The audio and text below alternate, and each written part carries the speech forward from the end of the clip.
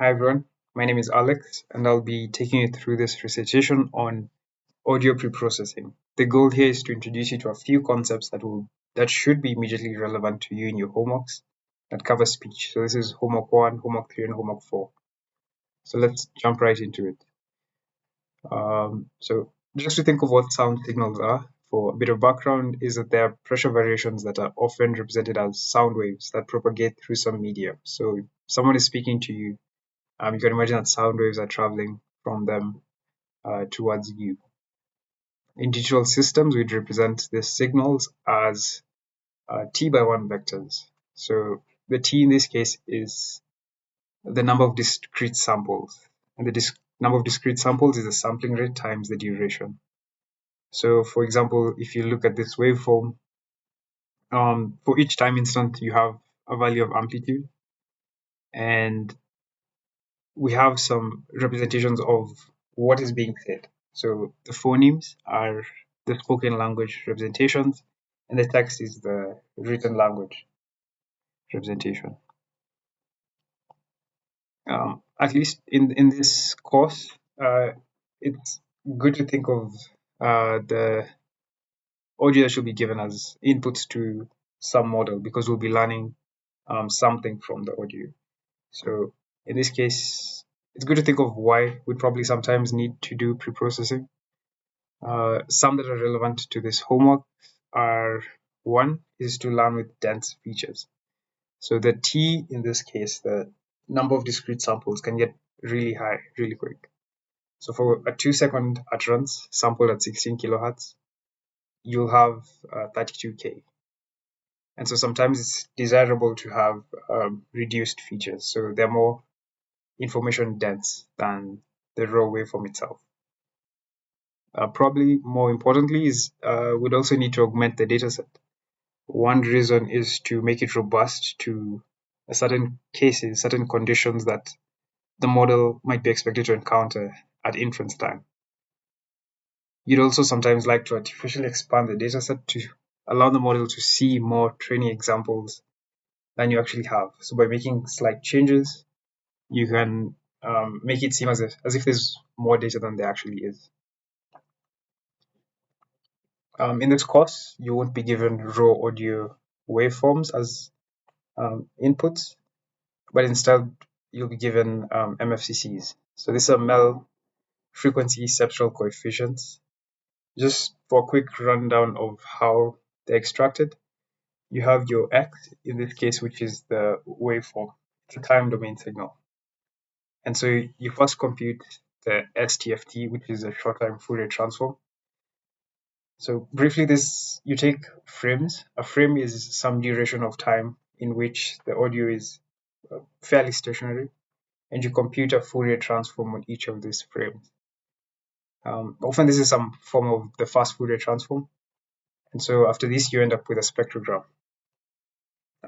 We often take the amplitude, the magnitude, sorry, and then apply Mel filtering. So the Mel scale is a scale that's more in line with human perception. So human beings they can discriminate more on the lower end of the spectrum than on the higher end of the spectrum. So it's kind of logarithmic, but not logarithmic. Um, and then you compute the log. And so at this point, you can end up with log Mel filter banks that are also sometimes used as inputs when learning with audio, more specifically speech.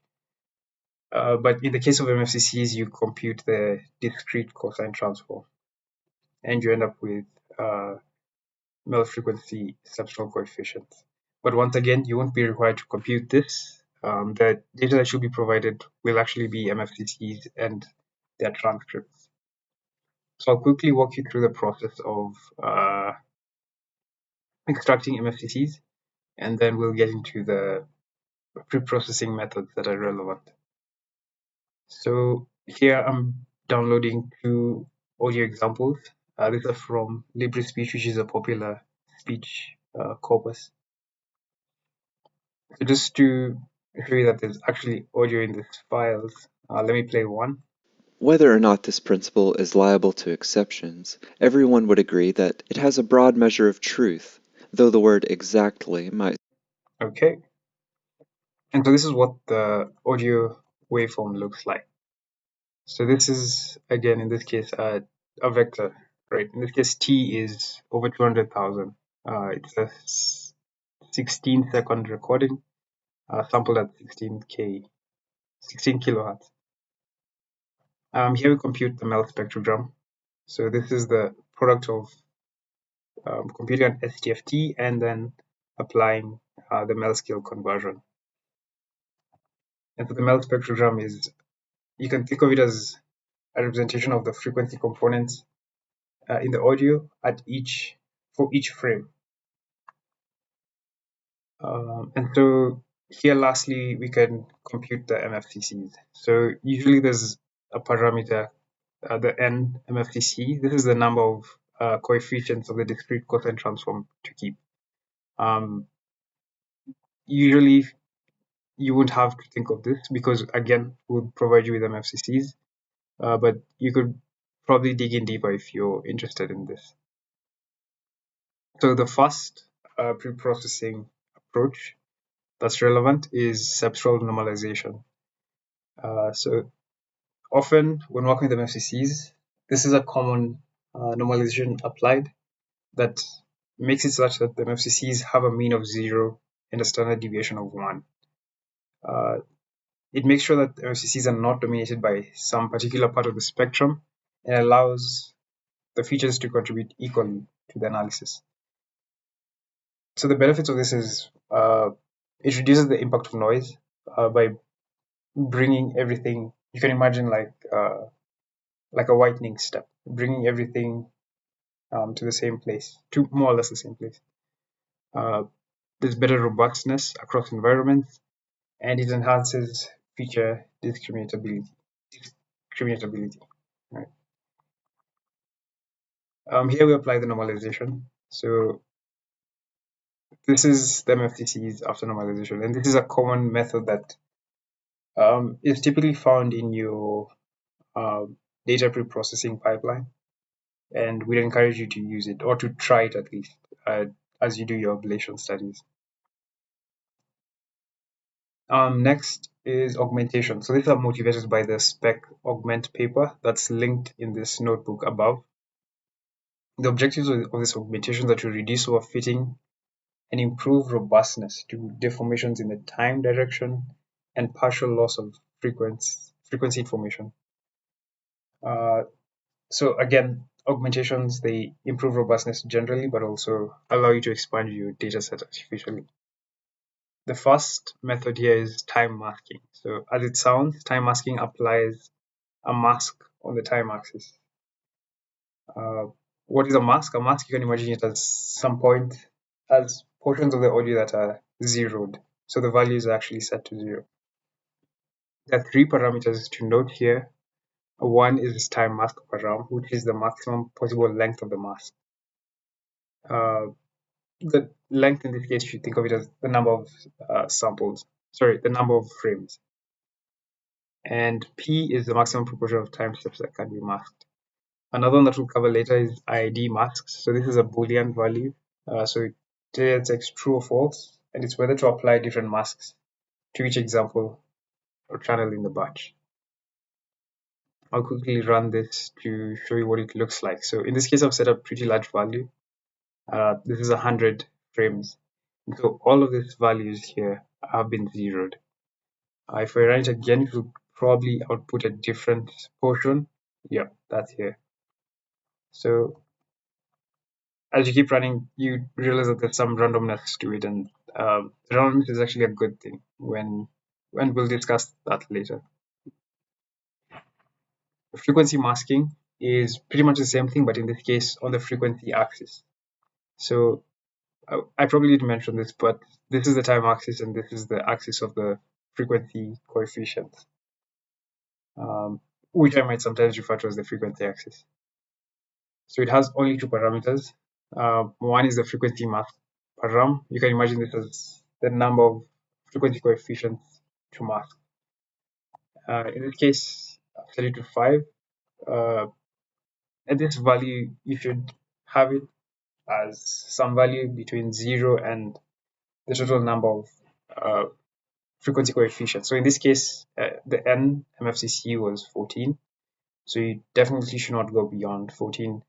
And you should actually keep it quite smaller so that you don't lose too much information. Because again, you're trying to just mask out some portions, but not lose too much.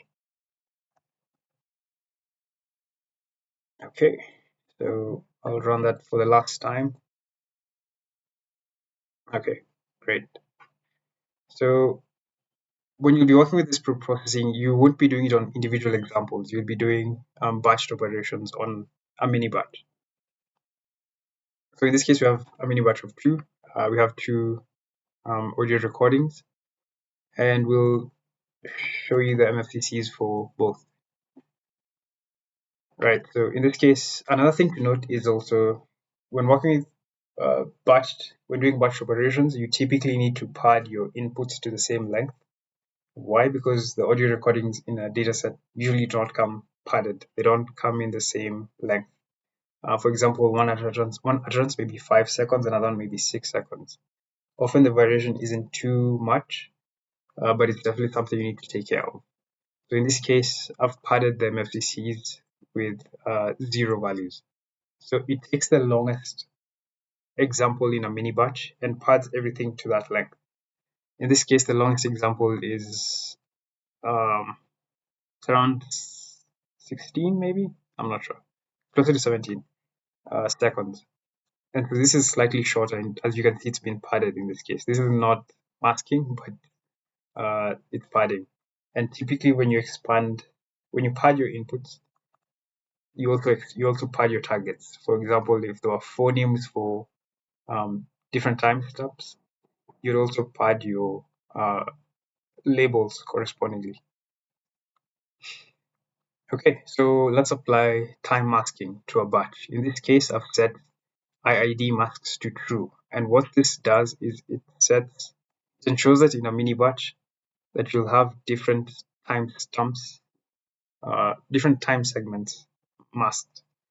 So typically, you'll realize maybe towards the first 8 lectures, you'll realize that it's often good to have quite some variation in your mini batches.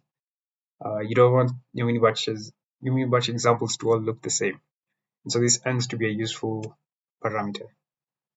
So in this case, I've set it true such that no two segments should be masked out. Once again, I'll do it for frequency masking, where it probably might be more important to have this ID masks true. The reason for this is because if you have the same frequency range masked, that means that your model will not see any of that component in a mini batch, and that's not a good thing. You want it to see to walk around different blanks, not the same blank, because that will be quite lossy if you think of it in terms of information. You're just trying to create as much variance as possible and to also make it robust to certain components. And so it will learn with, for example, the other coefficients, but it will try to figure it out, to figure out what's the missing information here. If you had it as all the same, you would end up actually most likely performance degradation, which is definitely not what you want in your P2s.